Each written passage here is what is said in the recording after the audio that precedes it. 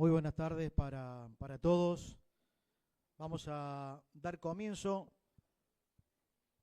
de esta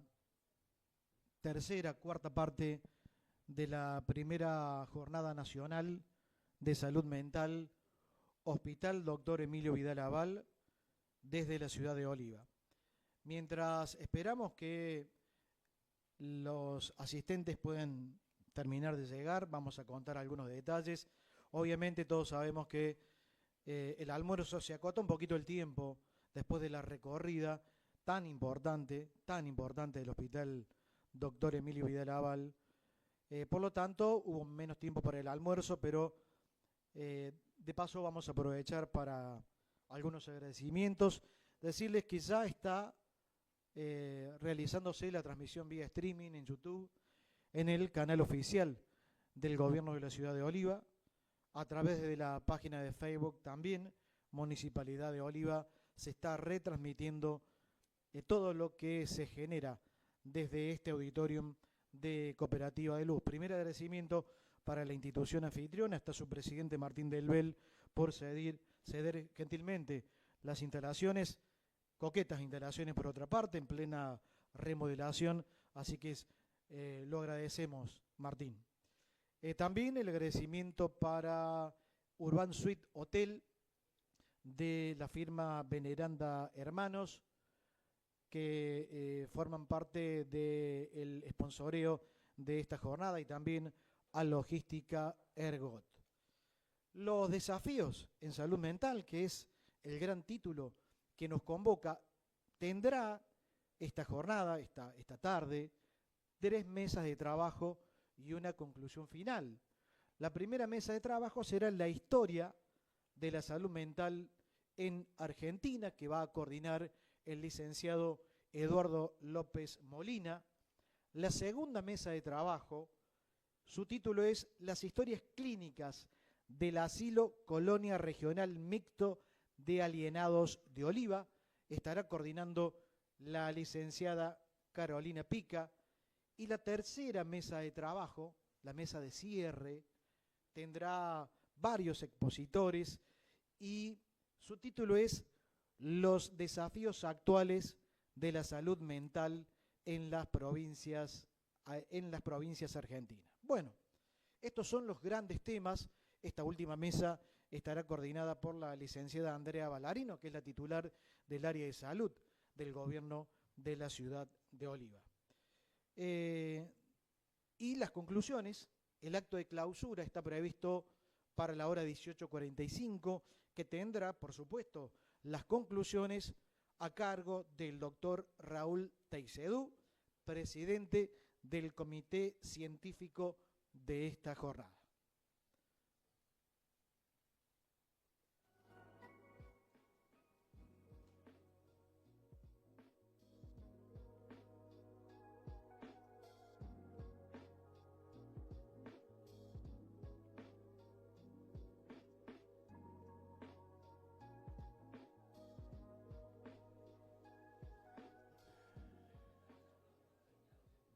Dicho esto, vamos a iniciar esta jornada de trabajo aquí en la Cooperativa de Luz. La primera mesa, como les anticipaba, es la historia de la salud mental en Argentina, y el coordinador de esta mesa de trabajo es el licenciado Eduardo López Molina.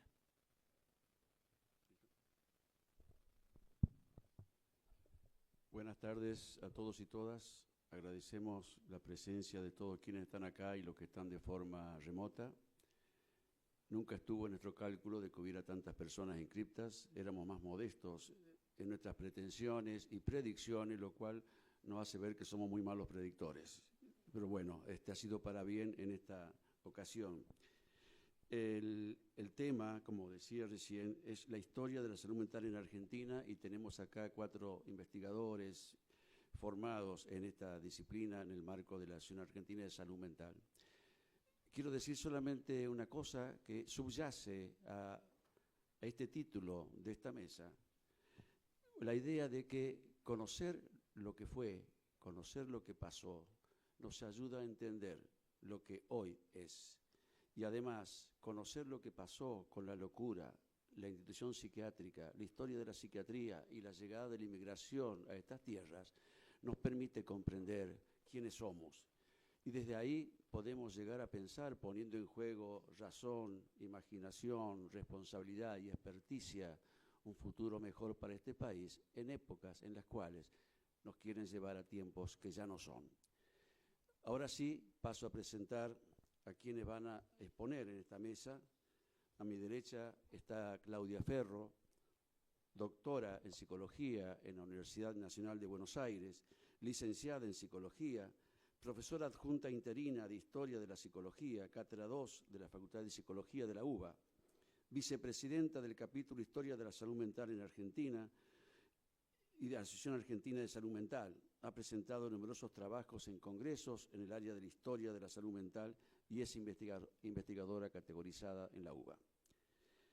Iris Maribel Chiesa, magíster de la Universidad Nacional de Buenos Aires en Ciencias Ambientales, Facultad de Ciencias Exactas y Naturales de la UBA, especialista en Estadística para Ciencias de la Salud, Facultad de Ciencias Exactas y Naturales, especialista en Salud Pública, Facultad de Medicina, todas de la UBA, especialista en Diseño de la Enseñanza con Tecnologías en el Nivel Superior, Rectorado de la UBA, docente adscripta en Socioantropología Médica en la Facultad de Medicina, vocal suplente del capítulo Historia de la Salud Mental en Argentina, de la Asociación Argentina de Salud Mental, jefe de Trabajos Prácticos de Salud Pública en la Facultad de Medicina de la UBA, docente de Bioética en la Facultad de Medicina de la UBA, profesora adjunta en la carrera de Medicina en la Fundación Barceló y socia titular de la Asociación Médica Argentina. En tercer lugar, Pablo Rodríguez Esturla, licenciado en Psicología de la Facultad de Psicología de la UBA, profesor de Enseñanza Media y Superior en Psicología en esa misma facultad, profesor adjunto regular de Historia de la Psicología, Cátedra 2, Facultad de Psicología de la UBA, presidente del capítulo Historia de la Salud Mental en Argentina, Asociación Argentina de Salud Mental, investigador categorizado, autor de numerosas publicaciones en el área de Historia de la Salud Mental. Y por último, Pamela Yauch, licenciada en Psicología en la Facultad de Psicología de la UBA, vocal titular del capítulo Historia de la Salud Mental en Argentina, Asociación Argentina de Salud Mental, quien ha presentado diversos trabajos en congresos en esta área. Le doy la palabra a cada uno de los expositores.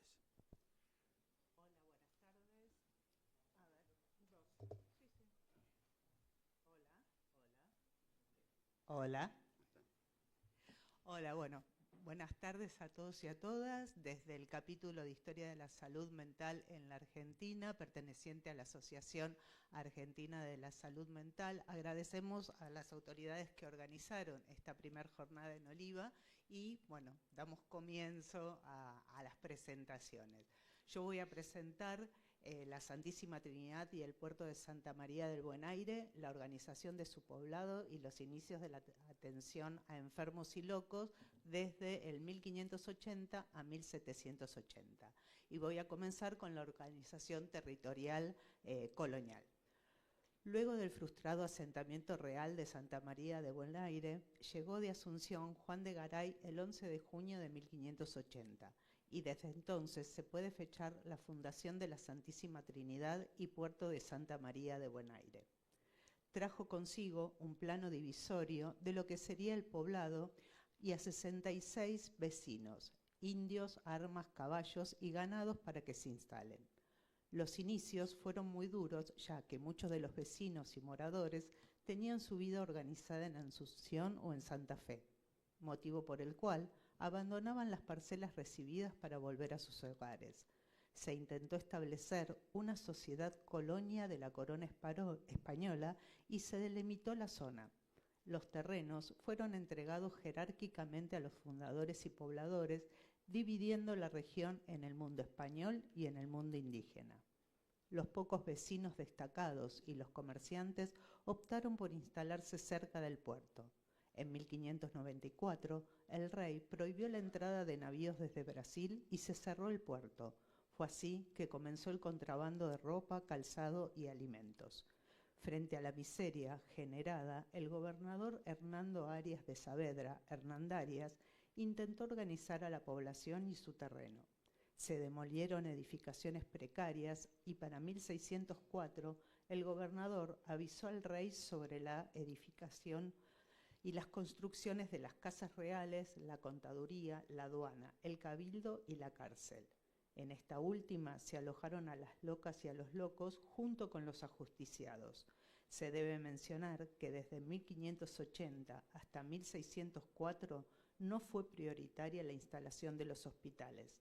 Recién en 1605 sucedió la primera epidemia de viruela que atacó a la población junto con una plaga de ratones y de hormigas. El Hospital Real. Durante esta época, los pocos habitantes gozaban de buena salud. Las muertes que se relatan hacen referencia a las caídas de los caballos y cornadas de toro, pero como no había cirujano, médicos ni enfermos, entonces los enfermos se tenían que sanar o morir. Las epidemias fueran pocas y eran vistas como un castigo divino, y para librarse de ellas, el cabildo y los vecinos realizaban procesiones implorando a Dios. Se puede afirmar que no había medidas sanitarias ni organización y protección social.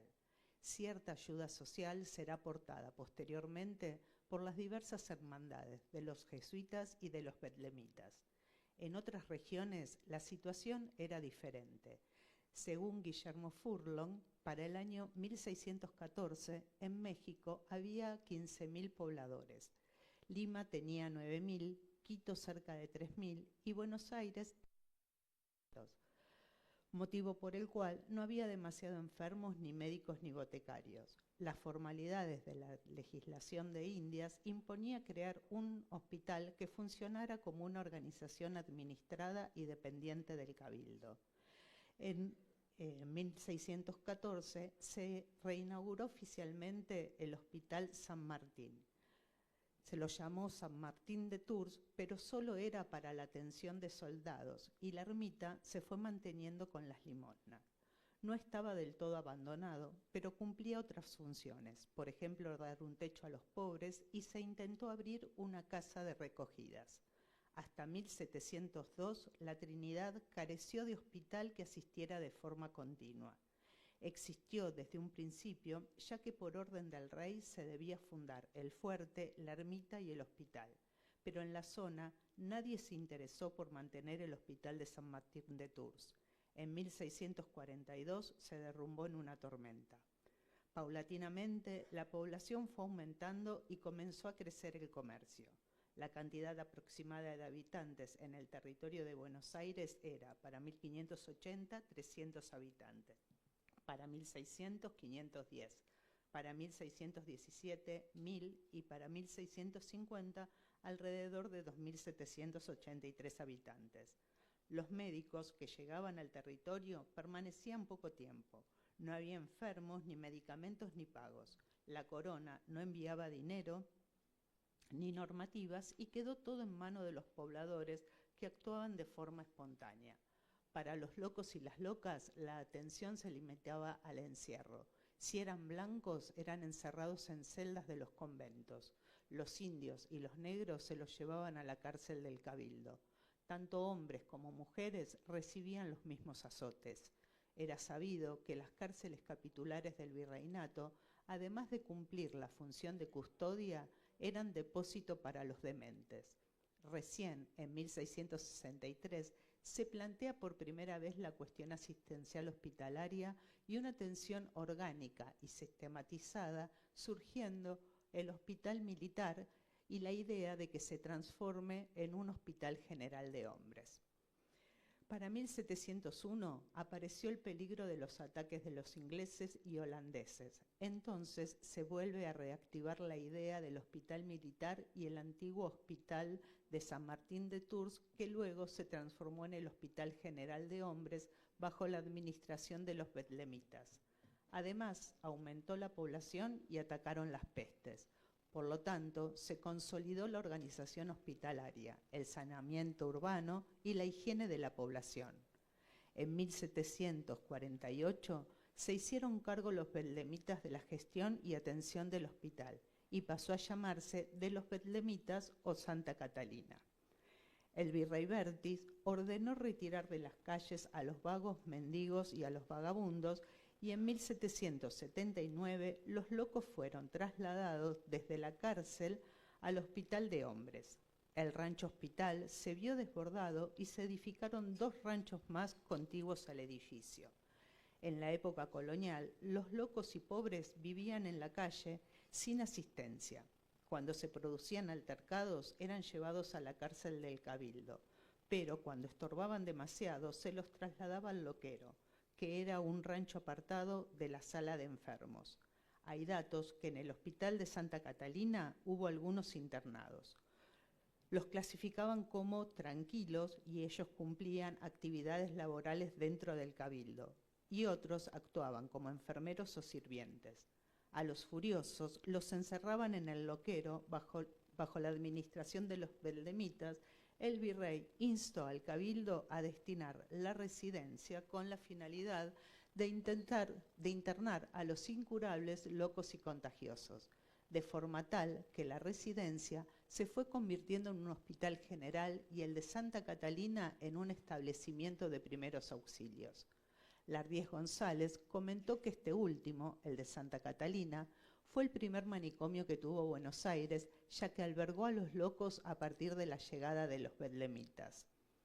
En el caso de las locas, cuando se las encontraban deambulando o provocando disturbios, eran llevadas a la cárcel de Cabildo y eran separadas en furiosas, deprimidas o tranquilas. En 1785, un defensor, Martín de Álzaga, escribió a sus colegas la alarmante situación de las mujeres presas en el ayuntamiento, quienes se hallaban hacinadas, lo que perjudicaba considerablemente su salud. Cuando eran furiosas, eran enviadas por el Cabildo a la casa de recogimiento. Otras, sin familia y por su grado de agitación, fueron alejadas en conventos. A partir de 1743, algunas fueron asistidas por la Hermandad de la Santísima Caridad, pero la atención de los y las dementes tuvo un origen común, el encierro en la cárcel. La Hermandad de la Santa Caridad de Nuestro Señor Jesucristo. En el siglo XVIII existieron unas 35 hermandades en Buenos Aires, más de 20 en Córdoba y alrededor de 15 en Jujuy. La población aumentó con la llegada de soldados y de hombres solos. La mortandad crecía y los entierros efectuados en los cementerios de las iglesias eran muy costosos. En ellos se puede apreciar la diferencia de clase y de raza.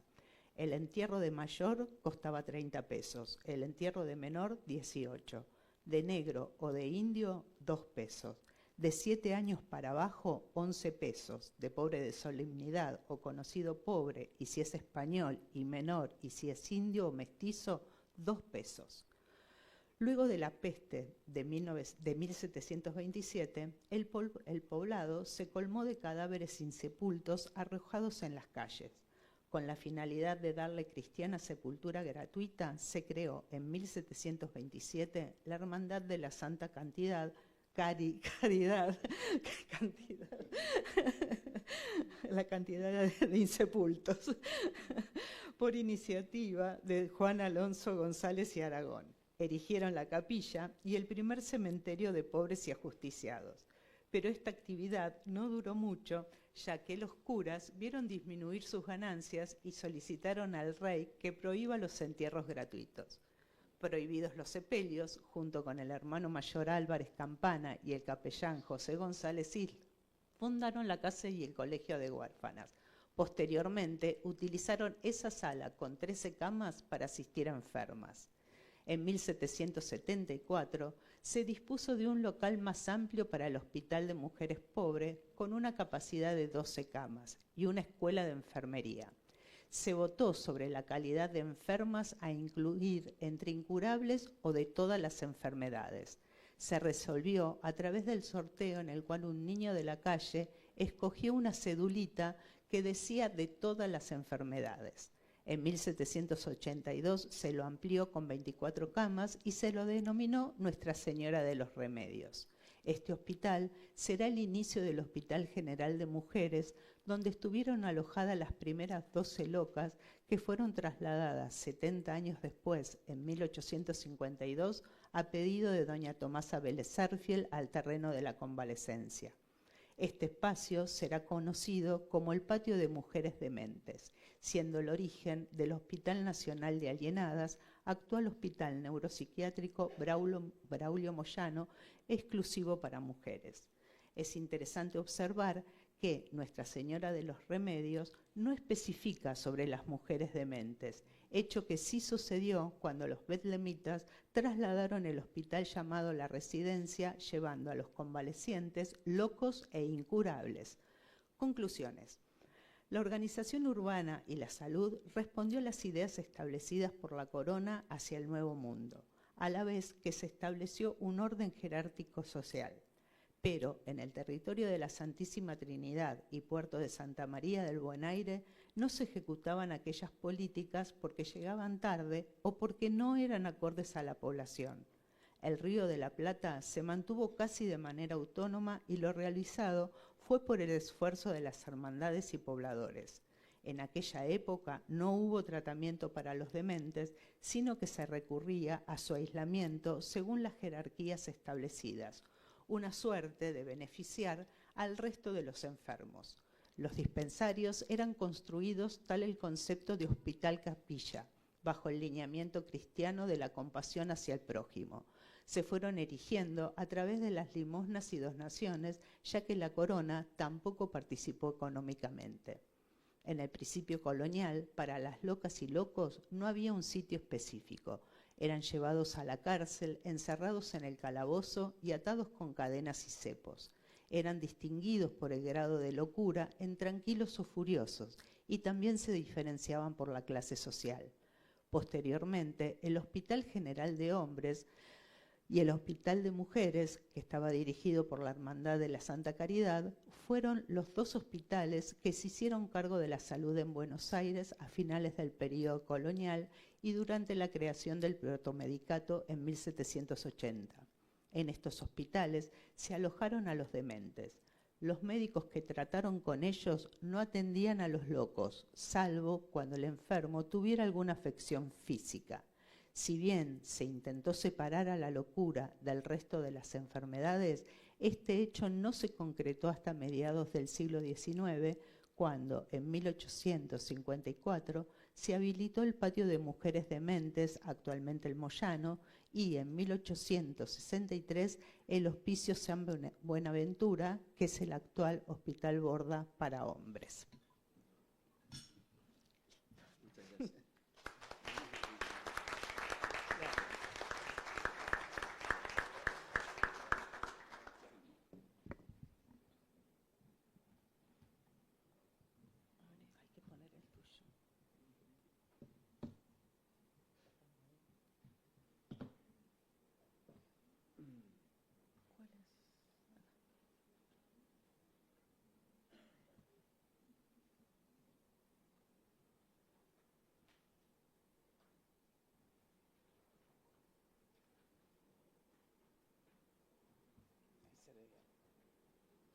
¿Se enteró?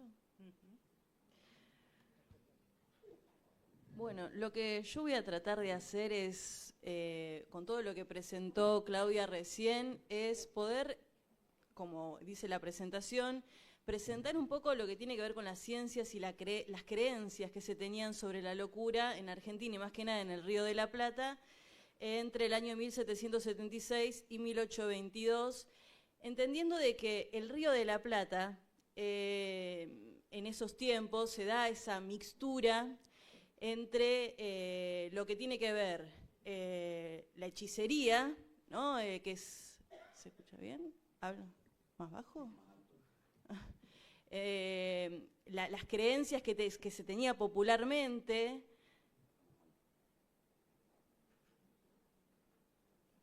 Más cerca, ahí está. Ahora sí. La hechicería, y no solamente vinculada a la creencia popular, sino también las costumbres o los tratamientos que se daban en las comunidades indígenas, el arte terapéutico de entre siglos y el encierro que se estaba dando en relación a el desarrollo institucional, ¿no? Con todo lo que presentó Claudia con respecto a la creación de hospitales. Cuando hablamos de cambio de paradigma, tiene que ver justamente con que hay una forma de ver o de interpretar el concepto de la locura de acuerdo a los sucesos que se dieron en el Río de la Plata en relación a este territorio vinculado con lo que tiene que ver con lo que pasó con la corona española. Porque obviamente la corona española que dominaba las políticas de este territorio, de alguna forma decidió que, más que nada lo que tiene que ver con la orden papal, expulsar a los jesuitas de nuestros territorios, y en función de eso se da lugar a el desarrollo de nuevas ideas, y más que nada de ideas científicas o de nuevas creencias, o de nuevos aspectos, abordajes en relación a la locura. Entonces es como que se da una conjunción entre lo que tiene que ver con la medicina de entre siglos, que es esta medicina que obviamente va desarrollándose en relación al conocimiento científico, que al separarse o digamos al expulsarse a los jesuitas empieza a tener un lugar, así como se da en Europa lo que tiene que ver con el iluminismo, todo el movimiento renacentista. Acá en el Río de la Plata se da lo que se llama el virreinato ilustrado. Bueno, en relación a la colonización española, y guiados por la tarea evangelizadora de la Compañía de Jesús y los ideales del virreinato ilustrado, hay muchos autores que dividen dos momentos importantes que tienen que ver entre 1776 y 1809, esto de lo que se llama el virreinato ilustrado, donde obviamente ya no hay influencias religiosas, sino que empieza a desarrollarse el pensamiento científico en el territorio. Y a partir de 1810 y 1861 se da lo que se llama la primera descolonización, que se divide entre la nación naciente y los primeros intentos de asimilación, que eso lo vamos a ir viendo.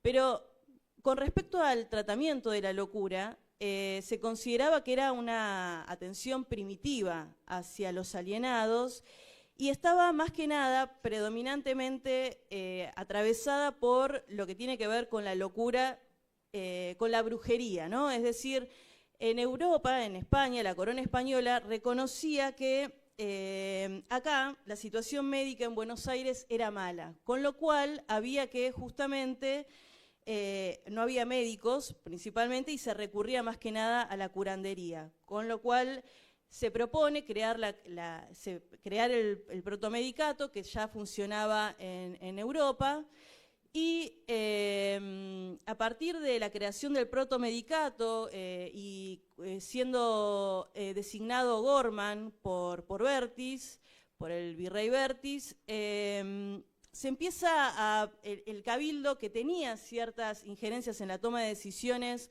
con respecto a los profesionales dedicados a la salud, empieza a perder relevancia, y el protomedicato asume la responsabilidad de poder controlar los títulos de los profesionales y también examinar a esos profesionales y conocer también si existían denuncias hacia aquellos que se dedicaban a la salud, que en realidad era bastante rudimentaria, ¿no? Porque de hecho se consideraba de que acá no había una buena medicina y de que estaba todo basado más que nada en creencias, en curanderías o en hechicería.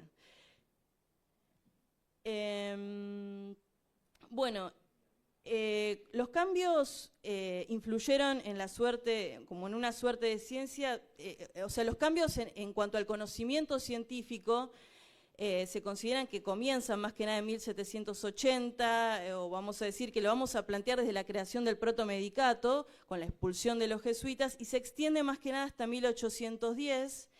Y en esto hay como una suerte de depuración, ¿no? Es decir, antes de que se cree el protomedicato, antes de que se dé lugar al control de los títulos médicos, antes de que se pueda evidenciar la calidad de la profesión, estaba basado todo en creencias supersticiosas, en el basilisco, en el va de retro Satanás. Entonces, esa cosmovisión empieza a depurarse con el tiempo, desde la creación del protomedicato hasta sustancialmente la creación de las universidades, y en especial la Universidad de Buenos Aires. Esto lo que hace es como de alguna forma destrabar las nuevas ideas, y surgen referentes muy importantes como Argerich, como Fabre, que también, además de plantear nuevas ideas científicas y de desarrollar en nuestro país un conocimiento mucho más empírico, mucho más positivista, también se discute ese tratamiento que se le daba a los alienados en estas instituciones, como bien presentó Claudia, en estos hospitales, el San Martín, el Santa Catalina, Hospital de Hombres y Hospital de Mujeres posteriores. Bueno, ahí lo vemos, hay una imagen de O'Gorman. En cuanto al, por ejemplo, el Hospital de San Martín, este hospital también va modificando su estructura en la condición de atención. En un primer momento se lo dispone para la atención de los soldados, y luego busca ser orientado hacia la atención de aquellos más necesitados. Es decir, pasamos de una mirada supersticiosa a una mirada más cientificista, y también se alcanza a consolidar una mirada más humanista por parte de referentes. No es que podemos reconocer cómo se aborda la locura desde la hechicería o desde la superstición hasta la ciencia, porque se da como de forma espontánea, sino que hay referentes puntuales que buscan establecer una práctica mucho más humanitaria. En cuanto al virreinato ilustrado, el doctor Cosme Argerich reflexiona sobre las ideas que comienzan a romper las cadenas que solían sujetarse a los infelices alienados, porque realmente eran torturados, y estas son frases de José Ingenieros. Y además hay algo que sucede en Europa, que es justamente la obra clásica de Pinel, que trata, en su tratado médico filosófico sobre la enajenación mental o de la manía, y además sobre la de Cabanis, relaciones de lo físico y de lo moral, que justamente cuestionan este destrato que se tenía hacia las personas insanas. El doctor Argerich tiene una actitud bastante activa en cuanto a enseñar las doctrinas sensacionistas a sus alumnos de medicina, y esto es lo que va transformando desde las instituciones creadas, educativas, desde el control de los profesionales de la salud, a establecer un cambio en el paradigma de la atención de la locura. Bajo la primera descolonización, que se da en 1810 y 1861, se divide, según Nicolás Babini, un autor, en la nación naciente y los primeros intentos de asimilación.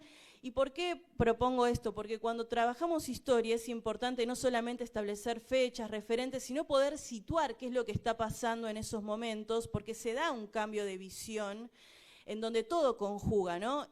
Referentes, instituciones, leyes, normas que van modificando la condición social, política y los abordajes en cuanto a ciertos aspectos, y en esto puntualmente la locura.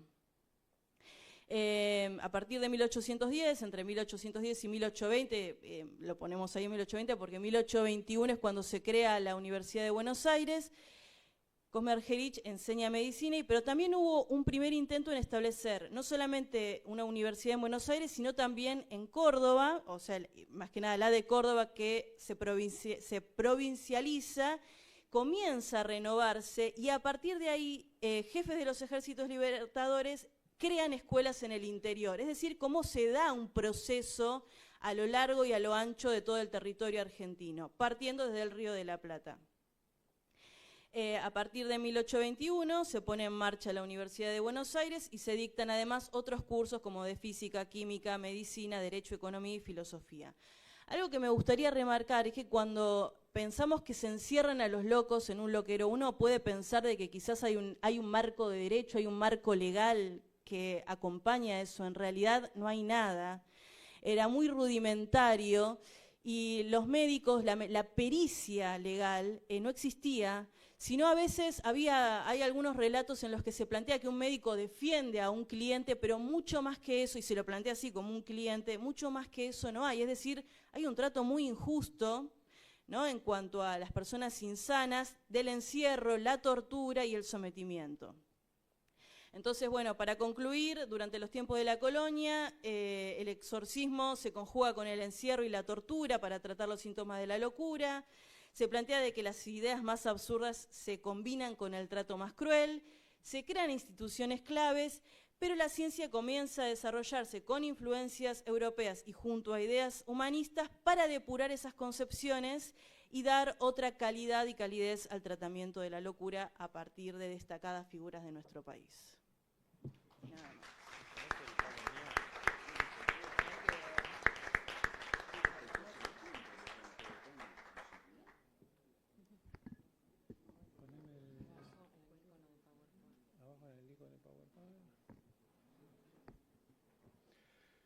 Bueno, buenas tardes. Conmigo vamos a terminar esta secuencia cronológica que veníamos desarrollando con Claudia y siguió con Iris. La idea un poco es trabajar cómo se va desarrollando y armando y estructurando todo el sistema de planificación hospitalaria estatal acá en Argentina entre 1823 hasta 1946. De hecho, vamos a pasar de imágenes y figuras que veníamos viendo a través de los PowerPoint a ver este material ya fotográfico. Por un lado, vamos a ver, en este trabajo se presenta un relevamiento preliminar entre los años 1854 y 1946, acerca de la organización de lo que conocemos actualmente como el concepto de salud mental en nuestro país. Comenzamos con la Sociedad de Beneficencia de la Capital, que es la primera institución en crear un hospital neuropsiquiátrico. Después vamos a continuar con la indagación del origen y el funcionamiento del Departamento Nacional de Higiene para poder dar cuenta de sus transformaciones. Y finalmente abordaremos la Comisión de Asilos y Hospitales Regionales, que permitió instaurar diversas colonias para alienados mentales. Bueno.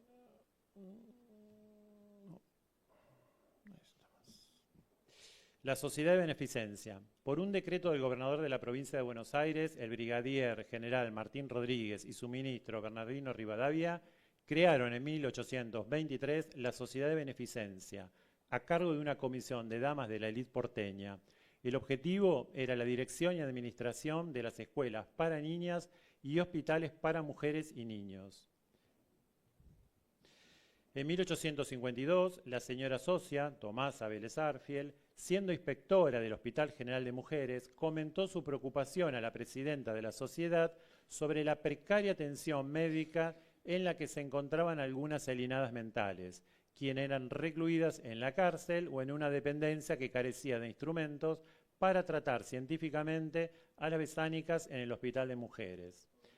La inspectora solicitó el apoyo de una comisión directiva, un lugar determinado para concentrar y atender a las enfermas.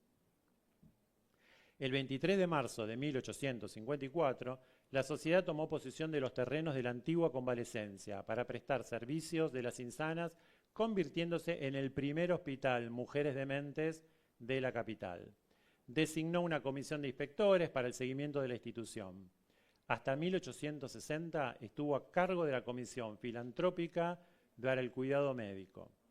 Una de las dificultades era la irregularidad en la atención de las alienadas. Los pocos médicos que residían por la mañana, estamos hablando de una población que alcanzaba unos 150, 200 pacientes, existían 2 médicos. Y hasta 1860 carecía la figura de director. Residían solamente de mañana, es decir, que quedaban al cuidado de las hermanas de caridad durante todo el día, siendo ellas las que debían resolver las dificultades y las urgencias cotidianas. En el transcurso de los años, la población iba aumentándose considerablemente. Las instalaciones rápidamente quedaron obsoletas y pequeñas. En 1881 se produjo un gran hacinamiento que obligó a cerrar sus puertas para el acceso de nuevos pacientes. Como medida para contrarrestar el problema, se planificó una ampliación en sus instalaciones que al poco tiempo quedó insuficiente. A comienzos de la última década del siglo XIX, con recursos del gobierno se decidió una importante transformación edilicia, consiguiendo los modelos europeos, con la finalidad de brindar una adecuada atención psiquiátrica en la recuperación de las enfermas. Este nosocomio se convertirá en el Hospital Nacional de Alienadas, cuya función sería el tratamiento de las enfermedades mentales y nerviosas para mujeres. Una de las problemáticas más reiterativas era la superpoblación hospitalaria.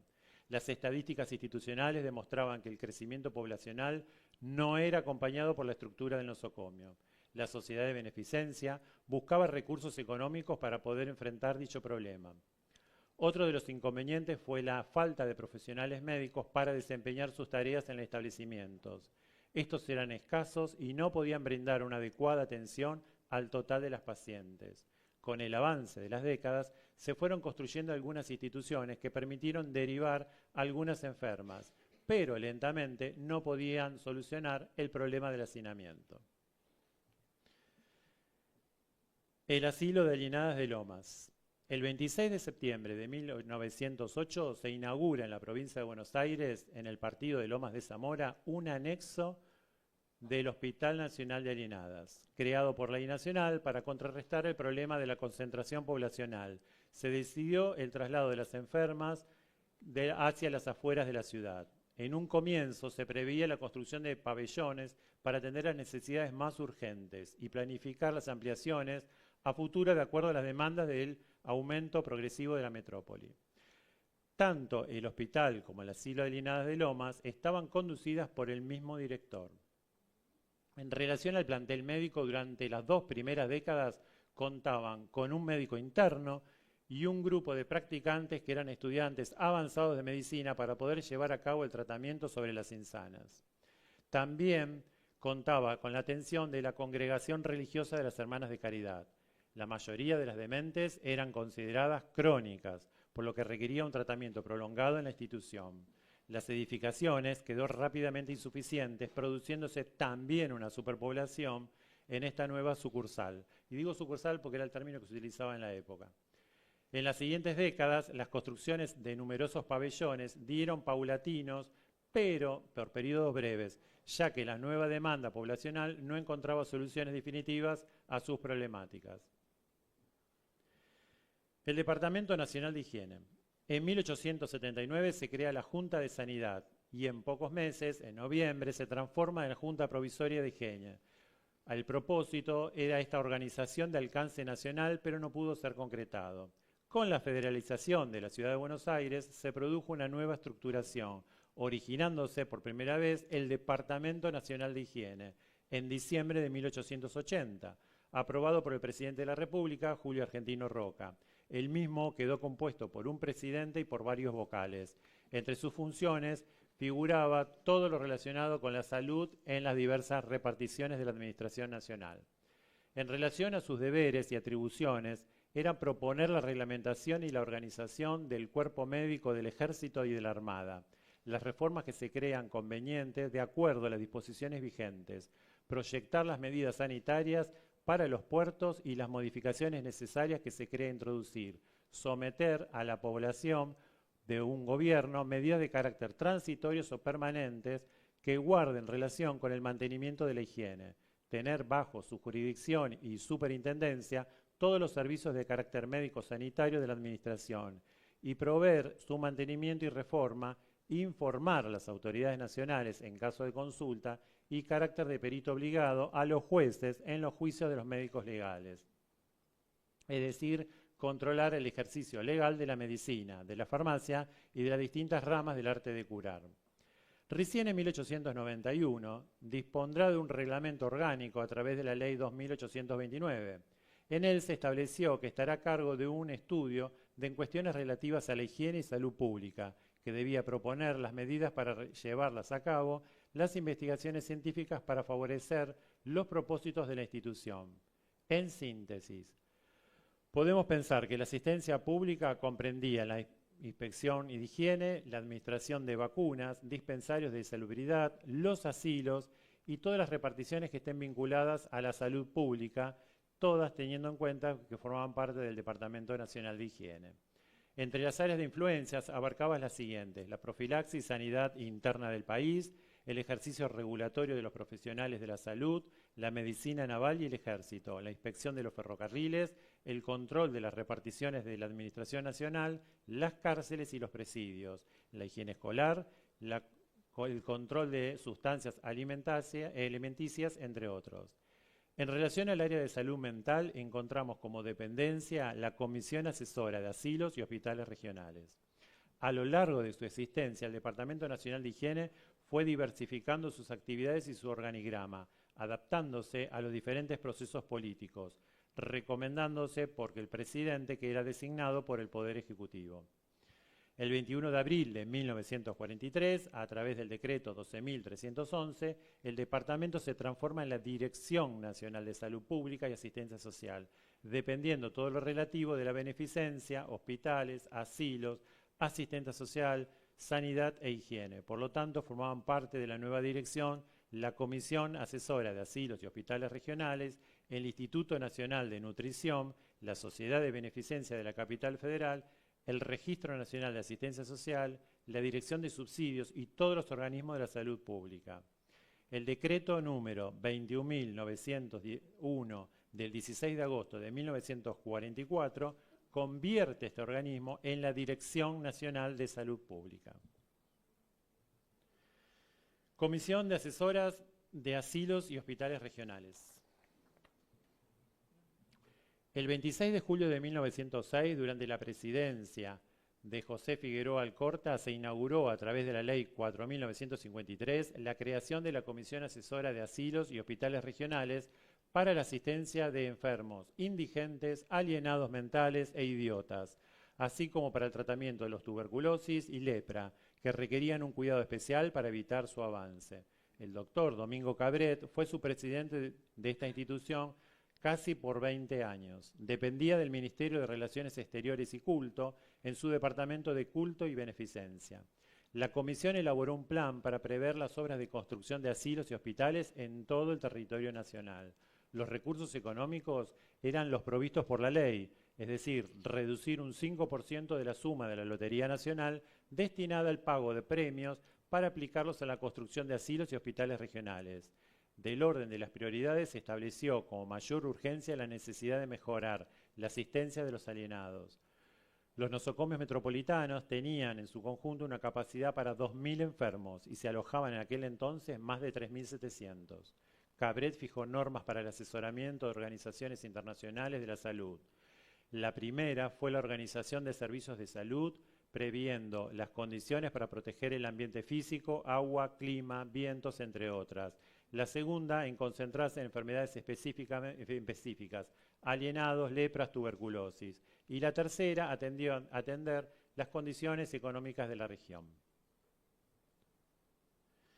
Durante su gestión se crearon el Asilo Colonia Regional Mixto de Retardados en Torres, es decir, esto en Luján, provincia de Buenos Aires, el Asilo Colonia Regional Mixto, donde nos encontramos, provincia de Córdoba, el Hospital Común Regional en Resistencia, Chaco, el Hospital Común Regional en el centro, en Belleville, también acá en Córdoba, el Asilo Colonia Regional de Niños Abandonados en Olivera, provincia de Buenos Aires, entre otros.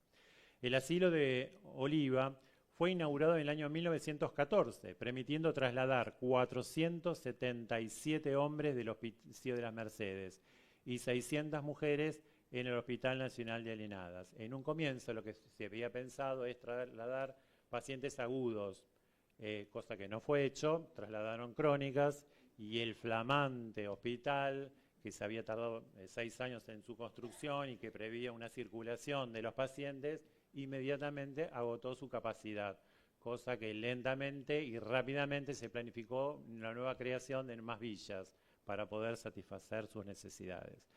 Mencionamos algunos de los presidentes que sucedieron a Cabret en la comisión: Gregorio Zaragoza Alfaro, Nicolás Lozano, Juan Jacobo Sprangenberg, Gonzalo Bosch, Carlos Bonorino Unadondo, entre otros.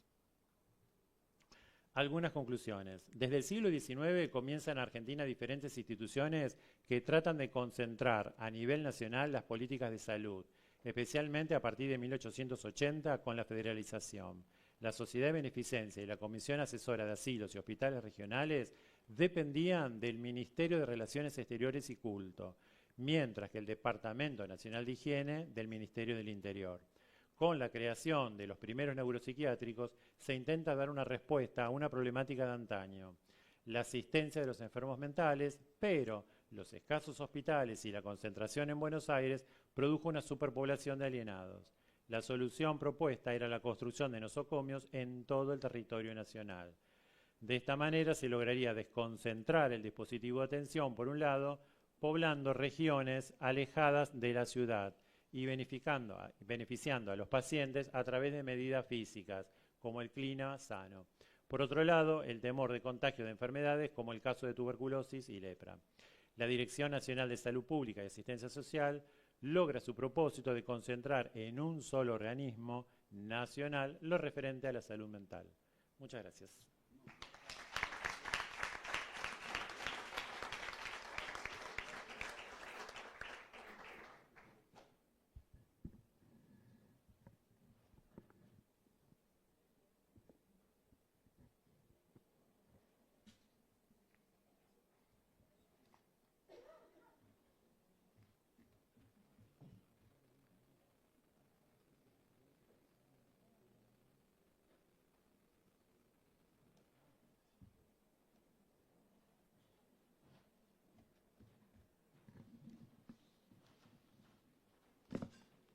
Bueno, buenas tardes.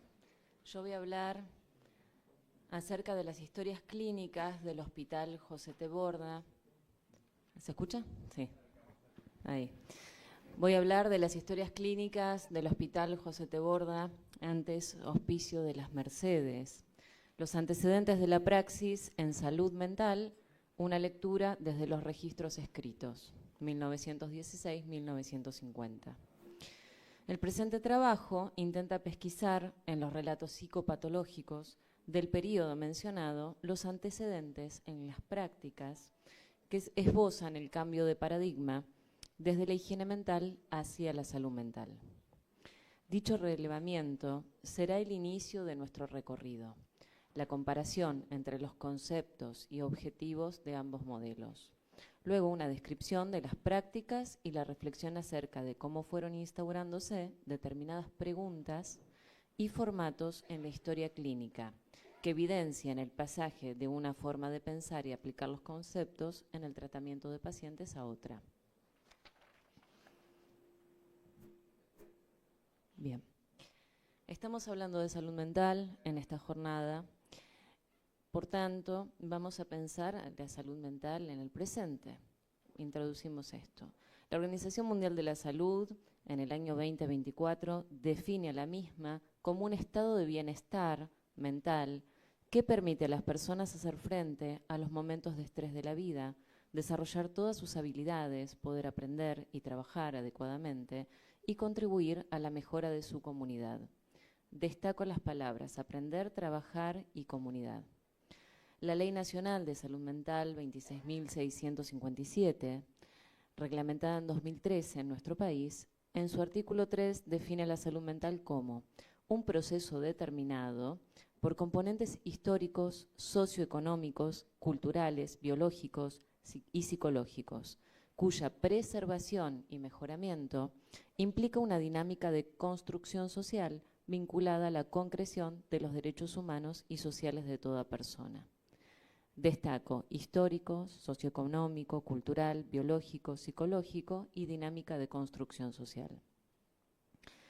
¿Qué pasaba 100 años antes? Estábamos hablando de higiene mental. Elegimos el periodo entre 1916 y 1950 para estudiar los antecedentes de dicho concepto, tomando como fuente una cantidad de historias clínicas del archivo del Hospital Borda. En su mayoría los servicios 4, 7 y B3, por la facilidad en su lectura y estado de conservación.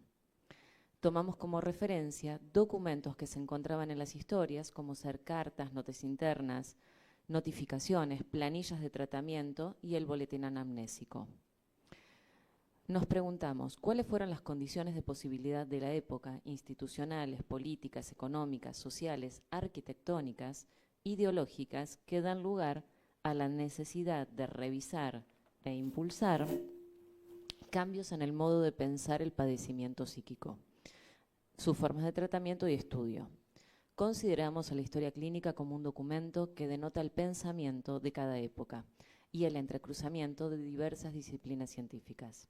En el presente trabajo se propone pensar la historia clínica como una matriz de lectura, en la cual podemos ubicar de forma transversal diferentes dimensiones. Vamos a describir los periodos comparados. El periodo anterior al que nosotros elegimos lo voy a describir brevemente, que es de 1890 a 1916. Hay variantes locales de la ideología francesa, una cosmovisión naturalista de la realidad, una construcción simbólica de la nacionalidad, contención social, inmigraciones europeas masivas, instituciones asistenciales y educación pública gratuita y obligatoria para nacionalizar a los hijos de la masa migrante. Ideales como el trabajo y la resocialización, modelos institucionales basados en el control social, regulación de relaciones sociales de producción, leyes laborales y nace el Departamento Nacional del Trabajo. Criterios psicopatológicos, clínico-criminalísticos. Los conceptos de peligrosidad, delincuencia y locura asociados. En esta época contamos con el Hospicio de San Buenaventura, que es el nombre anterior al Hospicio de las Mercedes. Hay un desarrollo del dispositivo de higiene urbana que acrecienta la salud pública, expansión de instituciones, creación de salas, espacios, jardines y talleres. Hay una constitución de la psiquiatría argentina que busca dar respuesta científica, moralmente adecuada e institucionalmente organizada para resolver el problema social de la locura e institucionalmente, organizarse a partir de esta matriz de ideas. Intenta promover la virtud principalmente en los inmigrantes. Es una matriz disciplinar compuesta por instituciones asistenciales, docentes, profesionales y publicaciones científicas. El periodo entre 1916 y 1930 es un periodo de leyes y derechos de los migrantes, de salud pública y educación. El Hospicio de las Mercedes queda desde 1916 a 1921 bajo la dirección del doctor José Teborda. Se dio importancia a la clasificación de las enfermedades mentales y la división entre congénitas y adquiridas. El periodo siguiente, entre 1930 y 1950, fue conocido como la década infame, con el golpe nacionalista. Hay una crisis económica mundial, hay migraciones internas, hay traslado a las urbes en búsqueda de trabajo, biotipología y eugenesia. Resurge el naturalismo. Hay instituciones clínico-criminalísticas todavía pregnantes. La nosografía funcional propone síndromes. Importancia del diagnóstico, el pronóstico y el tratamiento. Criterios biotipológicos. Fue de especial interés establecer las causas sociales de la enfermedad. Se fomentó la prevención y se crearon los primeros consultorios externos y dispensarios. La creación de la Liga Argentina de Higiene Mental en diciembre de 1929 fue el resultado de un proceso de transformación en el campo psiquiátrico argentino, que paulatinamente se iría acercando a posiciones más próximas a la medicina social. Se trataba de reunificar el orden de la ciencia y el de la caridad. Se determinó la profilaxis como un ítem indispensable para el control de las enfermedades. Se integró al inmigrante y su descendencia en las políticas públicas. Hubo una proliferación del diagnóstico de alcoholismo en esa población. El Hospital General va desplazando al hospicio, pretendiendo igualarse a la vanguardia de la atención pública de otros países que influenciaron la perspectiva alienista. Las operaciones de la higiene mental argentina estaban dirigidas a la prevención de la tuberculosis, del suicidio. Sus intervenciones privilegiadas encuadraban en el campo de la niñez y la maternidad, de la pedagogía, del trabajo, de la criminología, de la eugenesia y fundamentalmente de la enfermedad mental. El objetivo principal del movimiento, alrededor del cual se elaboraría un conjunto doctrinario de relativa envergadura y se organizaría todo el corpus institucional del mismo, era el mejoramiento de las condiciones que rodeaban al enfermo mental. Nosotros tomamos en esta investigación los registros del Servicio de Estadísticas del Hospital Borda del año 1964, que detallaron cambios desde la construcción del hospicio, tanto edilicios como de autoridades, que nos orientan a pensar las necesidades que fueron dando forma a esta organización institucional. En 1916, el doctor Cabret deja el hospicio por una razón de enfermedad y en 1921 nos dice el informe de estadísticas que se empiezan a realizar cambios interesantes en la organización del hospital. Se habilitan 5 salas que anteriormente ocupaban los talleres de sastrería, fotografía, lavadero e imprenta, ubicando 700 camas y transportando los talleres a otro edificio. El reemplazo de los coches a caballo por el automóvil permite que la caballeriza se transforme en la sala de cirugía, agregando 70 camas. Se amplía la panadería y la capacidad total pasó a ser de 2.000 enfermos, duplicando el número del año anterior. En 1925 se efectuaron reformas de importancia en el hospicio, se cambiaron los pisos de madera por mosaicos fabricados en el hospital y se demolieron los pabellones de crónicos y la media luna, cuyo estado ruinoso era un peligro constante. La higiene mental cobraba importancia e impulsaba reformas. El doctor Gonzalo Bosch fue nombrado director del hospicio en 1931. Con fondos de la caridad, se inauguraron los consultorios externos de psiquiatría y neurología. Este año se dota al hospital de un secretario técnico. Se organizan numerosos servicios de oftalmología, el de piel y sífilis, el de otorrinolaringología y el de vías urinarias. En 1932 se inaugura la Escuela de Enfermeras y se habilita el comedor para enfermos indigentes. En el año 1940 se inauguran 2 pabellones, el A y el B, con 3 servicios y 850 camas.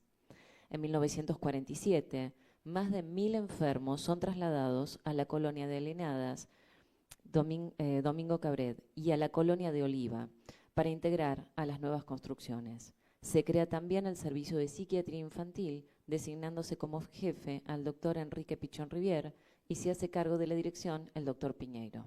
Refiere Bosch que la corriente psiquiátrica actual diferencia en los establecimientos respectivos a los enfermos, de acuerdo a su curabilidad y adaptabilidad al trabajo, mientras que en épocas anteriores la división era motivada más bien por estados de agitación o de tranquilidad.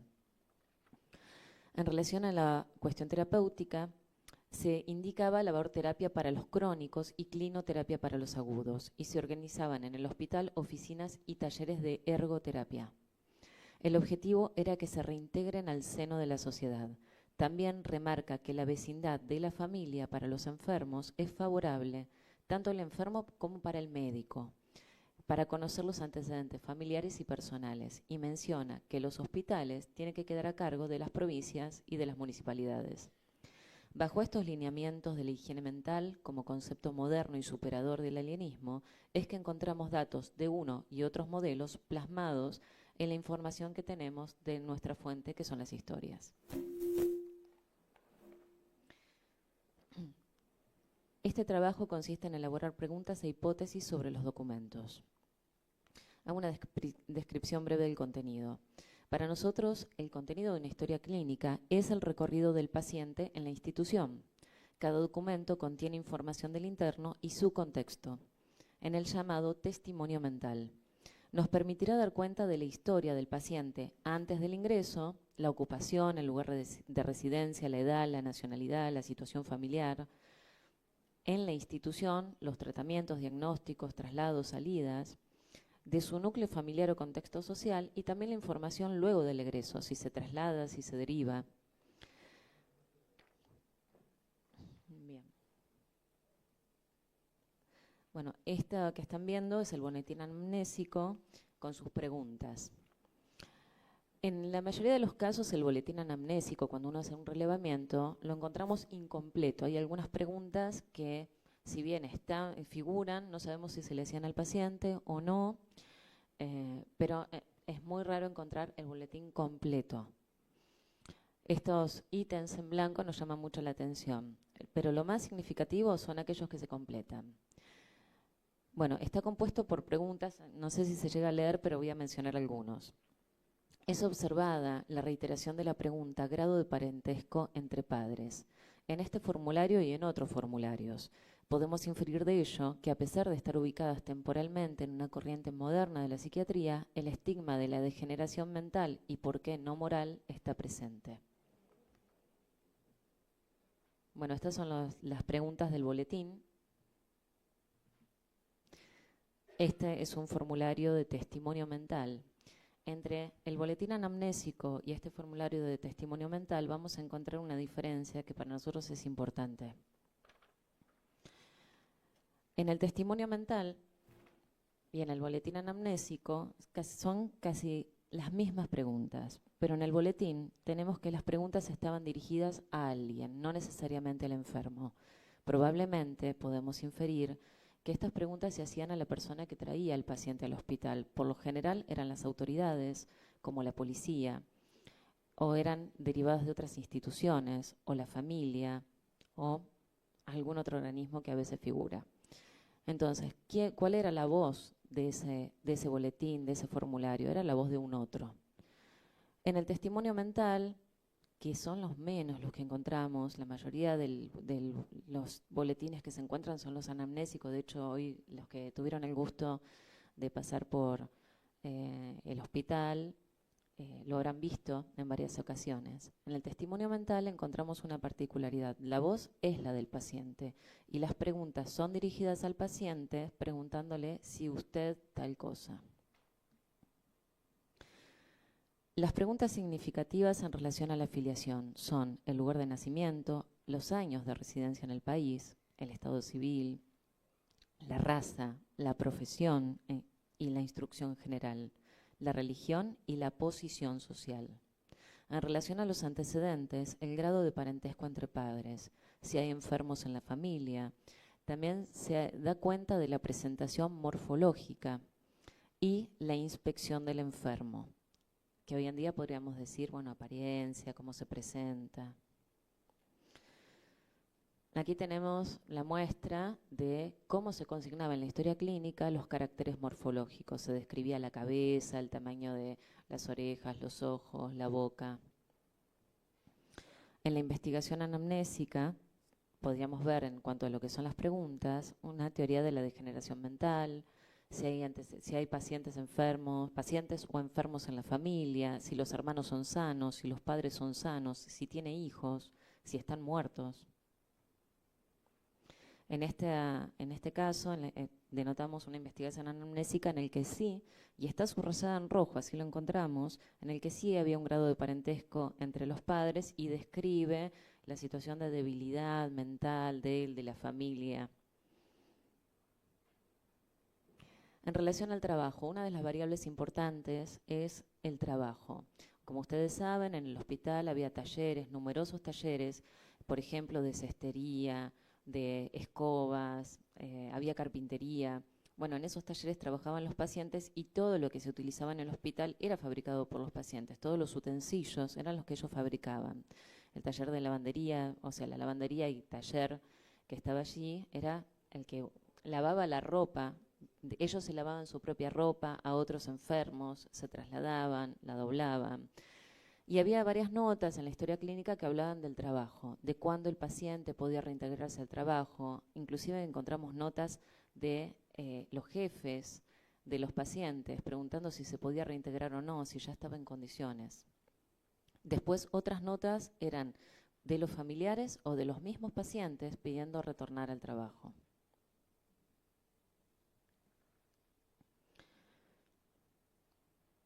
Bueno, otra nota de color en cuanto a la ocupación, no encontramos registro de que haya alguna terapéutica, si bien en todos los escritos de esa época se hablaba de la laborterapia. Cuando se mencionaba el trabajo era o en las cartas para que los pacientes vuelvan o cuando había algún conflicto. En las hojas de tratamiento encontramos los tratamientos biológicos. Bueno, después podemos pensar que el concepto de salud mental hasta la fecha tiene sus antecedentes. De 100 años atrás ya se estaban hablando de los mismos temas, pensados de otra manera. Si nosotros podemos comprender cuáles son las ideas y las necesidades de antaño, podemos darle forma y entender cuáles son las de ahora. Y qué tomar, qué reciclar, qué dejar de lado para poder integrar saberes, recordar y reelaborar. Bueno, muchas gracias.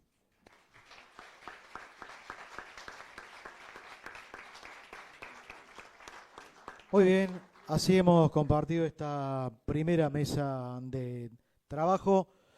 Vamos a permitir a través del micrófono inalámbrico que quienes lo deseen puedan formular algún tipo de pregunta.